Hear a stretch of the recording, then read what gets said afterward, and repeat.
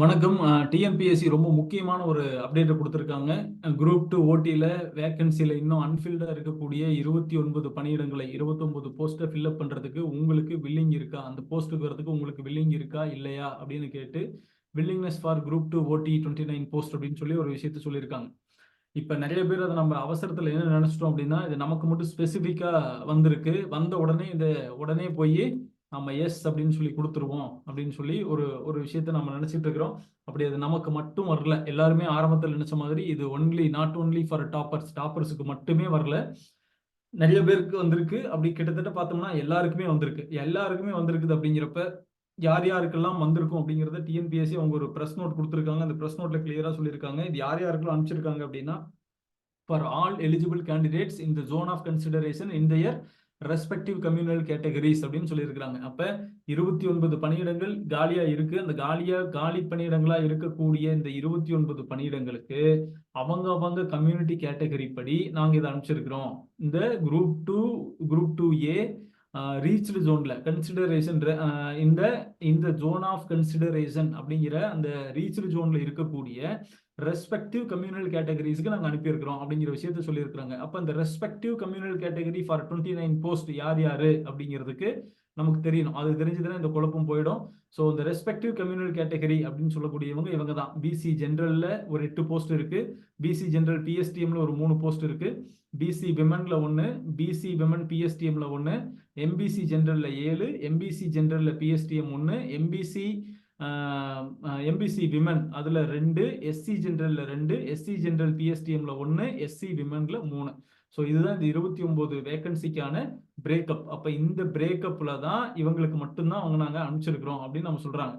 Right. அப்ப யார் யாருக்கெல்லாம் வந்திருக்காது இந்த போஸ்ட் அப்படின்னா, கண்டிப்பா ஜெனரல் கேட்டகரிக்கு வந்திருக்காது, பிசி முஸ்லீம்க்கு வந்திருக்காது, எஸ்டிக்கு வந்திருக்காது. ஏன்னா இந்த போஸ்ட்ல எல்லாம் இந்த கேட்டகரியில தெர் இஸ் நோ வேகன்சிஸ், அந்த இடத்துல வேகன்சிஸ் இல்லை, அதனால இவங்களுக்கு கண்டிப்பா வந்திருக்காது. அவங்க எதுவும் புதுசா இதுல இருந்து ஒரு குழப்பத்துக்குள்ள வர வேண்டாம்.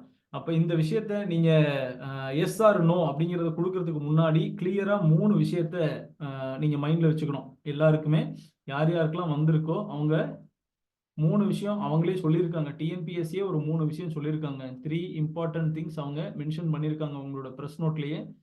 ஸோ அதுல பாயிண்ட் நம்பர் 1, நீங்க இதுல எஸ் கொடுக்குறீங்க இல்ல எஸ்ஏ கொடுக்கல நோ கொடுத்தாலும் இல்ல ரிமைன் எதுவுமே கொடுக்கலனாலும், நீங்க நோ கொடுத்தாலும் நோ தான். நீங்க 3 நாள் இதுக்கான டைம் வந்து மொத்தம் 3 நாள் கொடுக்குறாங்க. இந்த 3 நாட்களுக்குள் கொடுக்கப்பட்ட 3 நாட்களுக்குள் நீங்க நோ கொடுத்தாலும் நோ தான், எதுவுமே கொடுக்கலனாலும் நோ தான். ஸோ இந்த 2 கேஸும் நோ தான். அப்ப நீங்க எங்க போலாம்? குரூப் 2 ஏல நீங்க கன்சிடர் பண்ணுவீங்க. நீங்க குரூப் 2 ஏல கவுன்சிலிங் வரப்ப உங்க ரேங்க்குக்கு நீங்க போஸ்ட் இருந்தா எடுத்துக்கலாம் சொல்லிட்டாங்க. ரைட். நீங்க எஸ் கொடுக்குறீங்க, ஆனா எஸ் கொடுத்து நிறைய பேர் எஸ் கொடுத்துட்டாங்க. எங்களுக்கு இன்டர்வியூக்கு நீங்க ஒருவேளை நாட் கால்டு ஃபார் இன்டர்வியூ, ஓடிக்கே உங்களை நாங்க கூப்பிடல அப்படின்னாலும் ஒன்றும் பிரச்சனை இல்லை. நீங்க எஸ் கொடுத்துருக்கிறீங்க, ஆனா ஒரு டெஸ்ட்டுக்கே நீங்க அழைக்கப்படலைனாலும் உங்களை நாங்க குரூப் 2 ஏல கன்சிடர் பண்ணிக்கிறோம் சொல்லிட்டாங்க. 3வது, ஒருவேளை நீங்க எஸ் கொடுக்குறீங்க, எஸ் கொடுத்ததுக்கு அப்புறம் உங்களை ஓரல் டெஸ்ட்டுக்கும் கூப்பிட்டோம், அதுக்கப்புறம் கவுன்சிலிங் நடக்குது. இந்த கவுன்சிலிங் நடக்கிறப்ப நீங்க கவுன்சிலிங்ல வந்து உங்களுக்கு வேகன்சி இல்லாம அந்த இடத்துல நீங்க வெளியில வர்றீங்க அப்படின்னா உங்களையும் குரூப் 2 ஏல கன்சிடர் பண்ணிக்குவோம் அப்படின்னு சொல்லியிருக்காங்க. இந்த 3ம் கிளியரா டிஎன்பிஎஸ்சி கொடுத்திருக்கிற பிரஸ் ரிலீஸ்லயே ரொம்ப ஈஸியா கிளியரா சொல்லியிருக்கிறாங்க. ரைட். இந்த இடத்துல நமக்கு தேவைப்படுற விளக்கம், தேவைப்படுற ஒரு இடம், ஒரு கன்ஃபியூஸ் இருக்கிற ஒரு இடம் என்ன அப்படின்னா, நீங்க எஸ் கொடுக்குறீங்க, எஸ் கொடுத்ததுக்கு அப்புறம் உங்களை ஓரல் டெஸ்ட் கூப்பிடுறாங்க, அதுல நல்ல மார்க் வாங்கி நீங்க கவுன்சிலிங் போறீங்க. பட் ஏதோ ஒரு காரணத்தால் நீங்க போஸ்ட் இல்லாம நீங்க வெளியில வந்துட்டீங்க அப்படின்னா நீங்க ஓடியில உங்களை நான் ஓடியில உங்களை கன்சிடர் பண்றோம் அப்படிங்கறத சொல்லிட்டாங்க. நீங்க போறப்ப வேகன்சிஸும் இருக்கு. ஆனா கவுன்சிலிங்ல ஒருவேளை நீங்க அந்த இடத்துல போய் உங்க மைண்ட்ல ஏதாவது ஒரு தோணுனாவோ இல்ல வேற ஏதோ ஒரு காரணங்களால், ஒரு கேஸுக்கு தான் நம்ம இதையும் தெரிஞ்சுக்கணும்ல எஸ் கொடுக்கறதுக்கு முன்னாடி, ஒருவேளை கவுன்சிலிங்ல போய் நீங்க எஸ் கொடுத்து ஓடிக்கு போய் நல்ல மார்க் வாங்கி கவுன்சிலிங்ல வேகன்சியும் இருந்து அந்த இடத்துல நீங்க அன்வில்லிங் கொடுத்தீங்க அப்படின்னா எகைன் உங்களை குரூப் 2 ஏல கன்சிடர் பண்ணுவாங்களா பண்ண மாட்டாங்களா அப்படிங்கிறத பத்தி இதுல எந்த ஒரு கிளாரிபிகேஷனும் கொடுக்கல. இந்த ஒரு இடம் மட்டும்தான் ஒரு பெரிய குழப்பம். நிறைய பேருக்கு அந்த தயக்கமும் இருக்கு. ஒருவேளை நம்ம இங்க எஸ் கொடுக்குறோம், நாளைக்கு நமக்கு இப்ப என்னன்னா ரேங்க் லிஸ்ட் விட்டுருந்தாங்க அப்படின்னா நம்ம ரேங்க்குக்கு அதுல குரூப் 2 வேலை கிடைக்குமா கிடைக்காதா அப்படிங்கறத தெரிஞ்சுட்டு அவங்க அடுத்தது என்னங்கிறது கிளியரா டிசைட் பண்ண முடியும். ஆனா இப்ப நமக்கு ரேங்க் லிஸ்ட் இல்ல அப்படிங்கிறப்ப ஆப்வியஸ்லி இந்த குழப்பம் எல்லாருக்குமே இருக்கும். ஒருவேளை எஸ் கொடுக்குறோம், நமக்கு நல்ல போஸ்ட் குரூப் 2 நம்ம நினைக்கிற போஸ்ட் கிடைச்சிக்கிறோம் அப்படின்னா நம்ம அங்கேயே போயிடலாம்.